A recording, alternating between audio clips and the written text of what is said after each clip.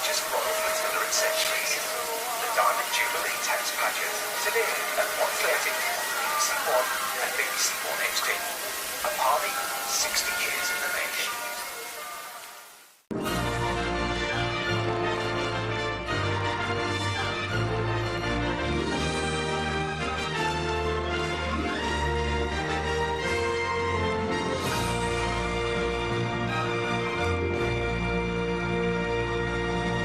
The spotlight very clearly on the River Thames.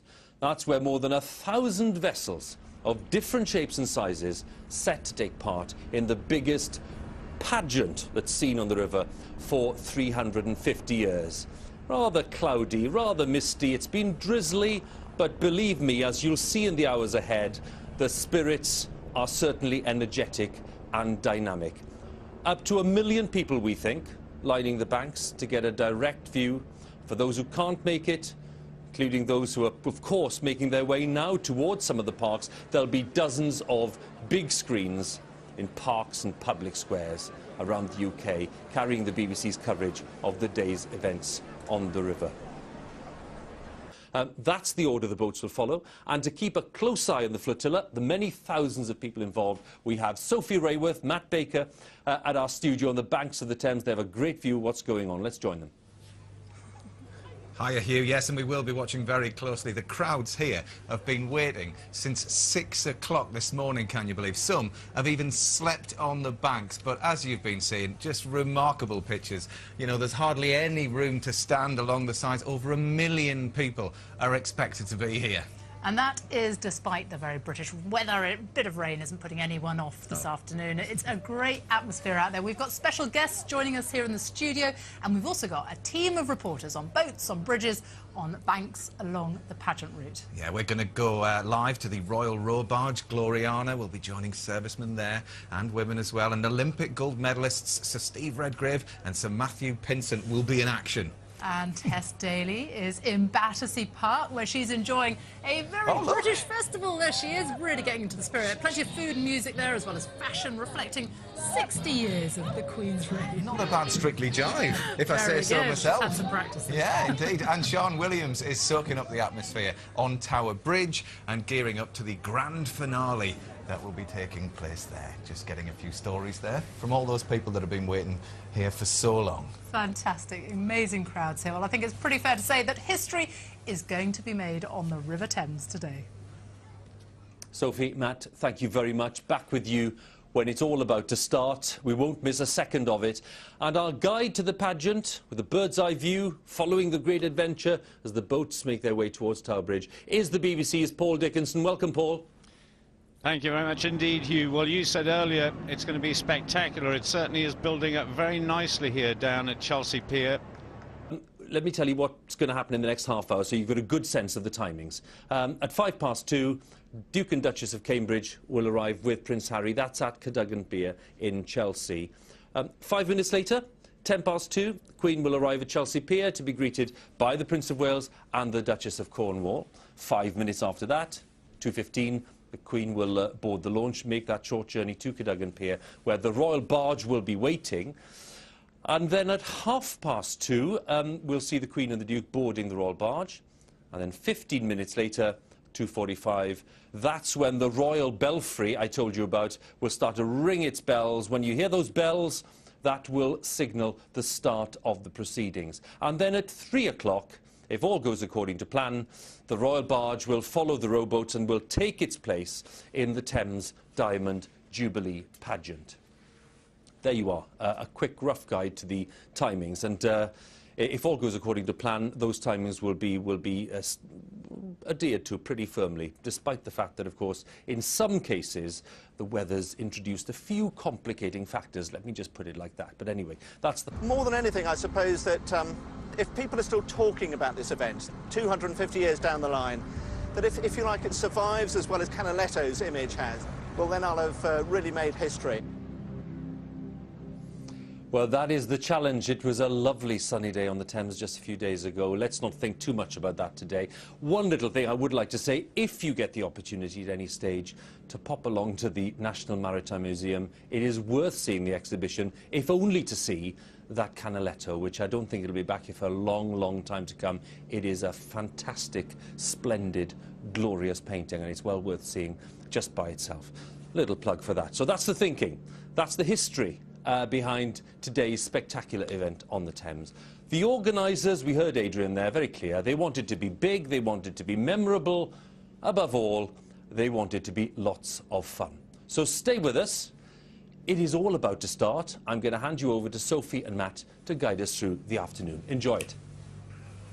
Huw, thank you very much. Well, we are at Old Billingsgate, and what a view we've got right up here by Tower Bridge, opposite HMS Belfast, where the grand finale of the pageant will be in just a few hours' time. This is where all the boats are heading on their 5-mile journey, and it's going to be an extraordinary sight. There are huge crowds here who have been waiting literally for hours and hours. Some have even camped here overnight just to get the best view. Yeah, we got some great stories from them, didn't we, on the way into the studio today. And miles back up the Thames, all the way to Putney and Hammersmith Bridges, are, of course, the boats. And they're queuing up patiently in what is called the muster. And we say patiently, some of them have been out there since 10 o'clock this morning. And you know this. Dad's one of them. My dad is one of them, exactly. They have been waiting there since 10, 11 o'clock just to take their part in the pageant. Most of manpower boats are going to be leading the way. So how come these boats have been chosen to take part today? Well, all the vessels were selected and invited by the Thames Diamond Jubilee pageant team and the Port of London Authority. Yeah, some of the boats have been chosen for their historic links with the River Thames, others because they simply provide the pageant with a colourful mixture of private, public and working boats. There's every sort of boat that you could have possibly imagined. Boat fans are in their elements today, so look out for dinghies, for dragon boats, for kayaks, fireboats and many others as well.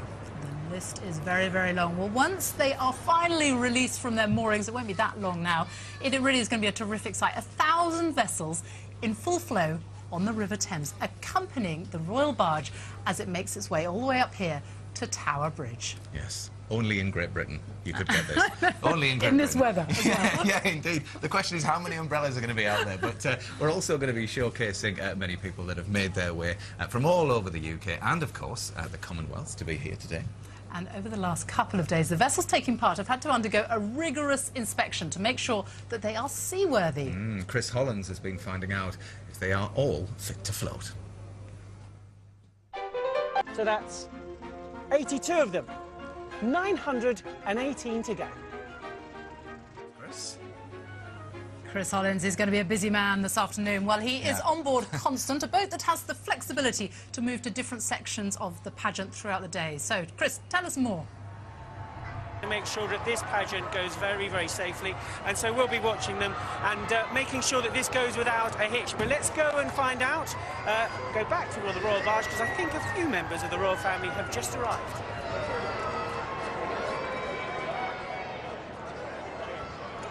Chelsea Bridge is where we're at the moment, and the Prince of Wales and the Duchess of Cornwall being greeted by Sir David Brewer, the Lord Lieutenant of Greater London. Great day for him. The gentleman on the right-hand side is actually a former Lord Mayor of the City of London, so he's certainly used to these regal occasions.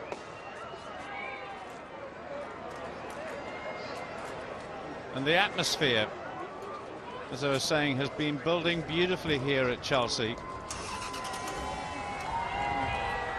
And they will take the short walk down the pier in just a little while as they wait for Her Majesty the Queen on her great day. Just look at the number of spectators in the background there.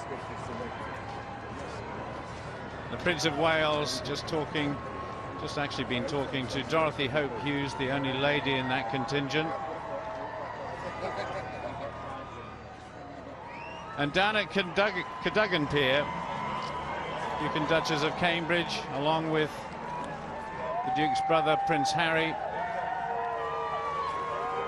They're actually being met by the Deputy Lord Lieutenant of Greater London, Lord Karen Billamori.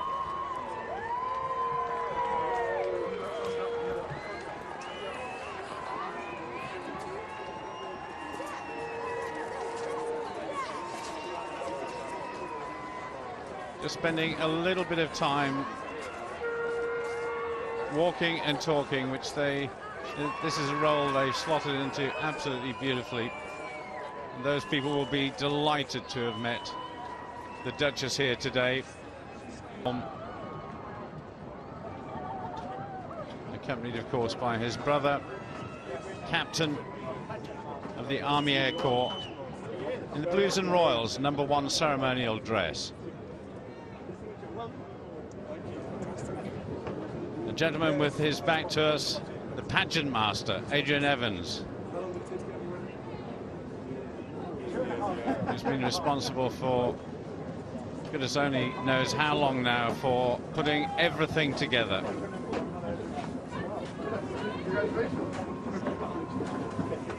The Royal Watermen greeting the Royal Party as they come on board.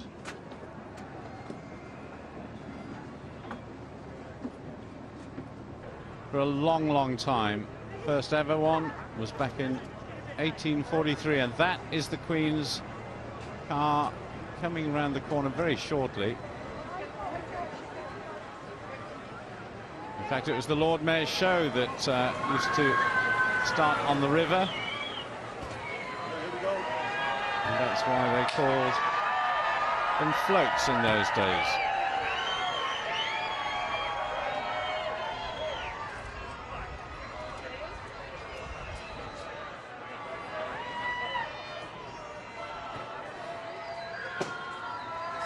Her Royal Highness Queen Elizabeth II, the Duke of Edinburgh too, being greeted by Sir David Brewer.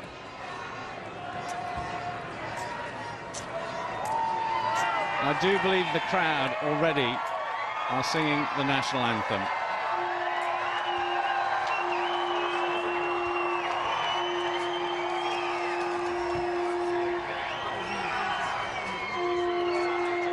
Once again, the adjutant of Chelsea Hospital, Simon Bate, introduces the 20 Chelsea pensioners on what is their great day today as well.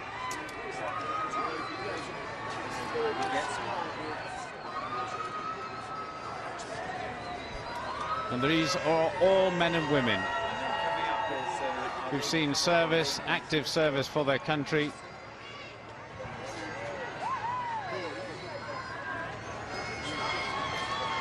And of course, there's a very strong relationship between the royal family and the military.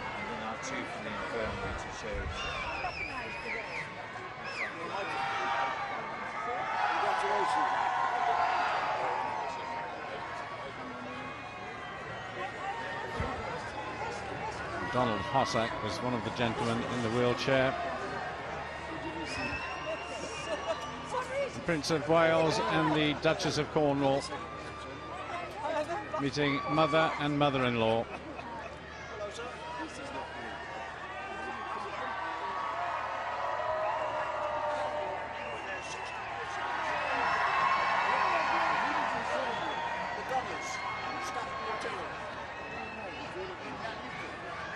The Duke of Edinburgh just out of shot, wearing his Admiral of the Fleet ceremonial day dress today.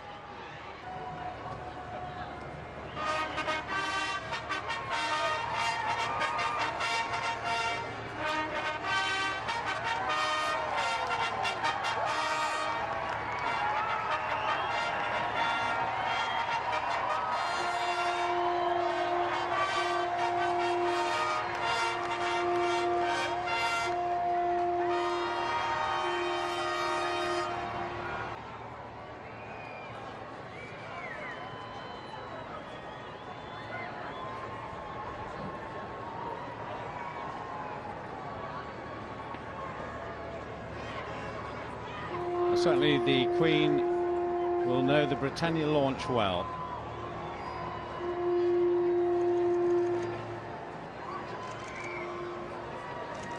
And now she meets the heralds who are flanking her either side, the Garter Principal King of Arms,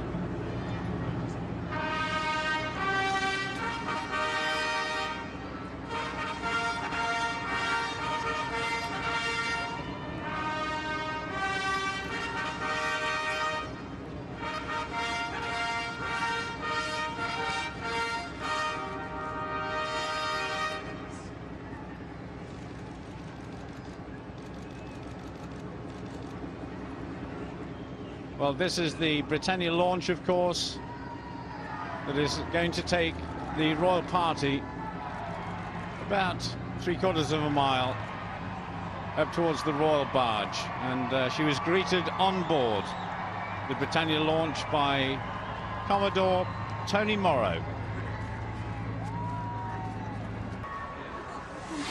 Her Majesty's yacht Britannia was used while the royal yacht was in service to convey the Queen from ship to shore. Decommissioned back in 1997. The train sending her message to the Queen.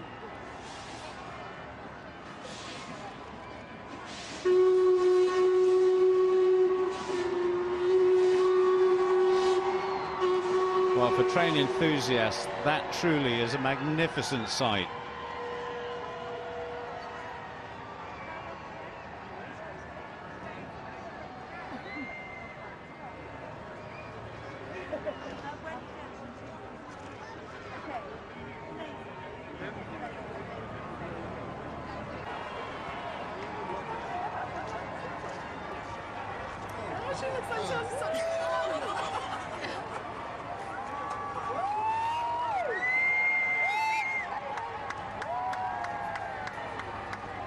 To applaud. So, the flotilla has begun. Amazing, isn't it? The thing that really strikes me is the look on the Queen's face. She looks so happy to be back on the Britannia barge. Absolutely beaming.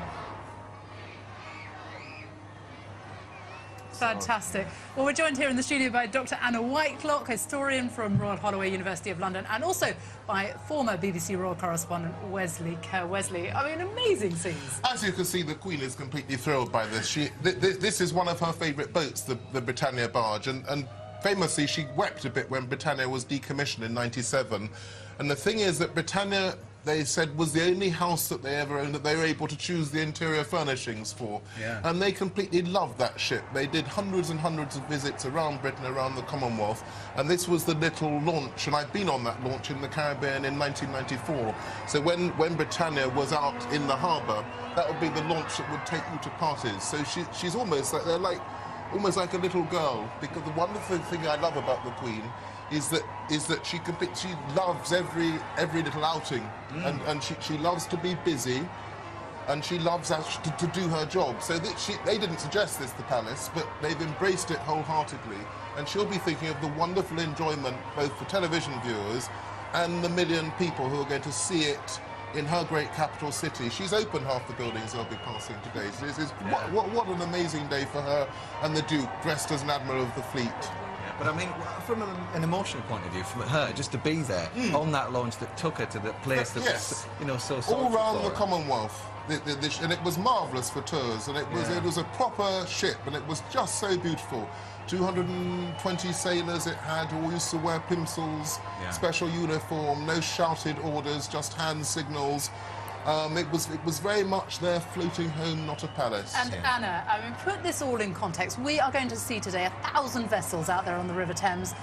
Put it in context in historical terms. Well, it's hugely significant in historical terms. I mean, the association between the royals and the river has gone back centuries, of course, not just palaces and castles being built along the river, but also at key moments the royals have showed themselves on the river. It's been this kind of great conveyor belt through history, and at moments of dynastic instability or celebration, the royals have turned out on the river.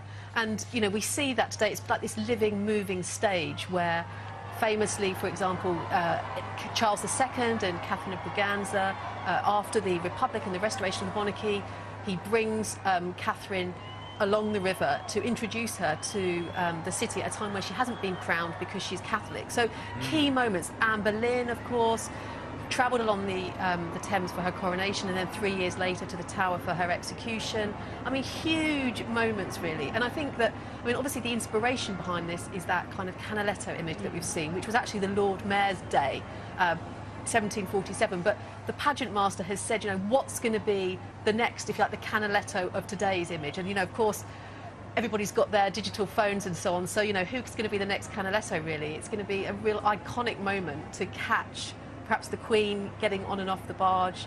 I mean, it's... And the Thames is so much narrower. The Thames is narrower. So, yeah, I mean, the 1662 pageant with Charles II and Catherine of Braganza was described by Samuel Pepys and John Evelyn, who were the diarists of the day, if you like, bloggers of the day. You know, most spectacular pageant ever, 10,000 boats. So is this going to be a poor imitation? I don't think so. I don't think so. I don't think so. It's much narrower, it's much more intense. I mean, the banks of the river are actually heaving with people. Yes. And I mean, I just hope the wind stays down for the rowers, because, you know, rowing into a headwind, trying to get 4 knots is pretty hard work. I think the sense of history literally being made, we're watching history being made, and in 150 years' time and onwards, people are going to look back and see this as a key moment beginning of the 21st century. Indeed. Well, Wesley, as we talked about earlier on at the Royal launch, it's ferrying the Queen from Chelsea Pier to the Royal Barge belongs to the decommissioned Royal Yacht Britannia. Well, Britannia is now moored permanently at Leith Docks near Edinburgh, and we've been finding out from some former crew members why it holds such fond memories.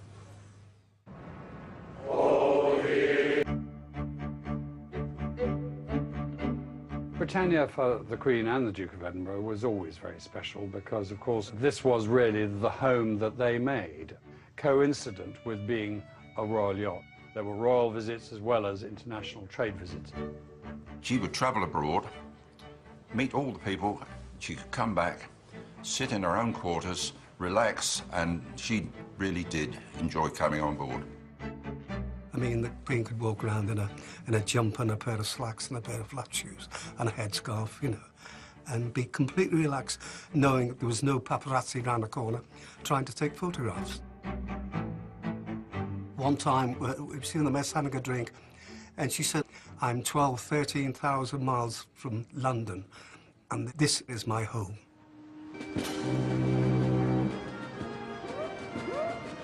This vessel was decommissioned on the 11th of December 1997. Queen's Piper had come down from Balmoral, and he was playing Ireland Cathedral.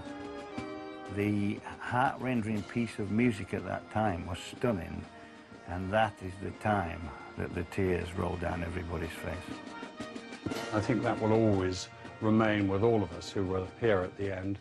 And it was a very moving day, there's no question about that.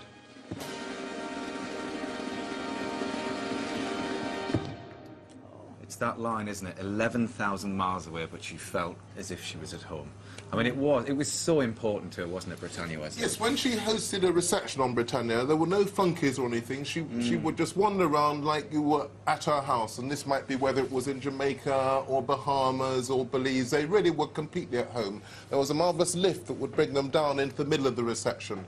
And so, but you could have grand things. They could host 250 people, or you could have very, very intimate things. So, of course, famously, the summer holiday began every year, going up the Western Isles of Scotland, and then having lunch with the Queen Mother at the Castle of May. So they would come aboard on that launch at the Castle of May, and the Queen would greet them and give them, Queen Mother would greet them, give them the most marvellous meal, and then wave goodbye to them. So this is some of the greatest occasions of their life as a married couple, as well as being a great flagship for Britain. It was astonishing when it would come into a harbour. I remember seeing it in Belize, and we'd been on tour with her in South America, flown in, and there was the ship.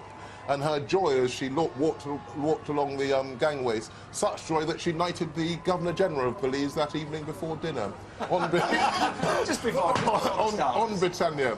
So it was, and I remember her once saying to me in the Cayman Islands, where previously they hadn't been on the yacht, and she said, I'm so glad that we bought the boat this time. Last time we had to stay in a guest house. I mean, it must be wonderful. I mean, we're watching her coming up the Thames here in the Britannia launch, and you could really see she looked so happy to be back on it. And they love boats. I mean, as recently as last month, in 2 days in the northwest, they were on a canal barge in Burnley, an amphibious vehicle in Liverpool at the Albert Dock, and then a ship at Ellesmere Port. They love boats. You know, their first proper meeting in 1939 was when he was a naval cadet in Dartmouth. Of course, her father was a sailor, her grandfather was a sailor, 2 of her kids were sailors. So they just love ships. What do you think she's going to make? We can see her coming up the Thames here, and she is about to reach the Royal Barge. We can see the Duke and Duchess of Cambridge on board there. And what do you think she'll make of that? It's a spectacular barge, isn't it? It's the marvellous combination of spectacle and intimacy, which I think is the great joy of having, as it were, a family on the throne, as Pageant said in the 19th century. So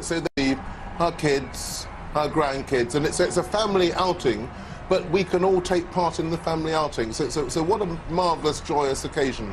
I think people say the Queen's seen everything before. She won't have seen anything like today. Well, that's an interesting point, because this isn't the first time that she's been on the water in Jubilee terms. Yeah, but nothing so grand. In 1977, she progressed like a Queen Elizabeth I progressed from Greenwich for the silver to Lambeth for the Silver Jubilee, and there was a pageant then, but it was only 140 boats. I mean, famously, that when she came back from the Commonwealth tour on Britannia in 1954, she came here to the Pool of London, where we are, on the ship with Churchill on board. So it's so much part of our history, so much part of her history, the family history.